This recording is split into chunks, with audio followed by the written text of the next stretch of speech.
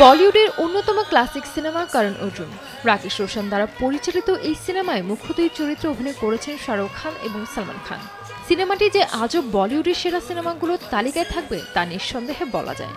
আগামী 22 November superhit এই সিনেমাটি 30 বছর পর আবারও বিশ্বজুড়ে মুক্তি পেতে চলেছে। तो मुझे ऐसा लगा नहीं कि दोनों एक दूसरे में कंपटीशन कर रहे हैं। अच्छा, जो करण का रोल था वो करण जैसे ही बिहेव कर रहा था और जो अर्जुन था वो अर्जुन जैसे ही बिहेव कर रहा था। সম্প্রতি বলিউডে আলোচিত বেশ কিছু হিন্দি সিনেমা আবারও মুক্তির হিড়িক লেগেছে।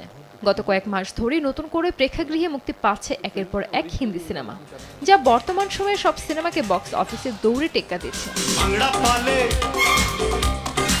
এবার এই তালিকায় যুক্ত হয়েছে শাহরুখ ও সালমান খানের করণ অর্জুন। 1995 সালে মুক্তিপ্রাপ্ত সিনেমাটি বক্স অফিসে একাধিক নজির গড়েছে।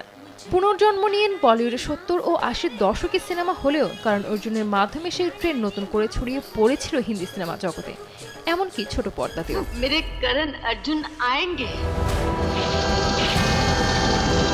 90-এর দশকে মুক্তি পাওয়া এই সিনেমা অভিনেতা হিসেবে শাহরুখ এবং সালমান খানের ক্যারিয়ারে গুরুত্বপূর্ণ মাইলফলক, কারণ এই সিনেমাতে তারা প্রথমবার জুটি বেঁধেছিলেন। জানা যায় প্রায় 3 দশক পর করণ অর্জুনের সিকুয়েল প্রসঙ্গে ইঙ্গিত দিলেন পরিচালক Rakesh Roshan. I thought the three main stars of the film are still the main stars today also. সম্প্রতি একটি সাক্ষাৎকারে রাকেশকে প্রশ্ন করা হয়, এই সময় সিনেমাটি নতুন করে তৈরি করতে হলে করণ এবং অর্জুন চরিত্রে তিনি কাকে বেছে নেবেন। স্বাভাবিকভাবেই অনুরাগীরা এরকম একটি সিনেমাতে আরও একবার শাহরুখ এবং সালমানকে দেখতে পছন্দ করবেন। কিন্তু রাকেশ সেই পথে হাঁটেননি, বরং পরিচালক জানিয়েছেন ভিন্ন দুই নাম। आज बनती तो मैं ऑफ कोर्स ऋतिक तो होता ही, इन विच रोल? अर्जुन का रोल में रणबीर कपूर है। রাকেশ জানান, আমি সিনেমাটা রিমেক বা সিকুয়েল তৈরি করতে চাই না, কিন্তু যদি করতেই হয় সেক্ষেত্রে আমি করণের চরিত্রে ঋতিক রোশন এবং অর্জুনের চরিত্রে রণবীর কাপুরকে বেছে নেব। সেই সময় এই সিনেমাতে কেন শাহরুখ এবং সালমানকে বেছে নিয়েছিলেন রাকেশ সে কথাও স্পষ্ট করেছেন তিনি। রাকেশের কথায় সালমানের সুঠাম দেহের গঠনের কারণে করণ চরিত্রে তাকে পছন্দ করা হয়। অন্যদিকে কিং আঙ্কেলের শাহরুখের সঙ্গে কাজ করেছিলাম এবং ফৌজিতেও ওকে আমার পছন্দ হয়েছে।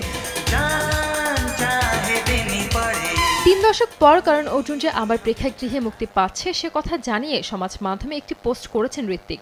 উল্লেখ্য, এই সিনেমাতে সহকারী পরিচালক হিসেবে কাজ করেছিলেন তিনি। পুনর্জন্মের গল্প নিয়ে সিনেমায় শাহরুখ সালমানের জুটি সবার নজর কেড়েছিল। তাদের মায়ের চরিত্রে অভিনয় করেছিলেন রাখি গুলজার। দুই ভাইয়ের প্রেমিকার চরিত্রে দেখা গিয়েছিল কাজল এবং মমতা কুলকার্নিকে। তারপর থেকে বলিউডের দুই সুপারস্টারকে এখন পর্যন্ত একসঙ্গে দেখলেই করণ অর্জুন বলে সম্বোধন করেন সবাই। মেরে করণ অর্জুন আয়েঙ্গে। সঞ্জিত আক্তার, দেশ টিভি।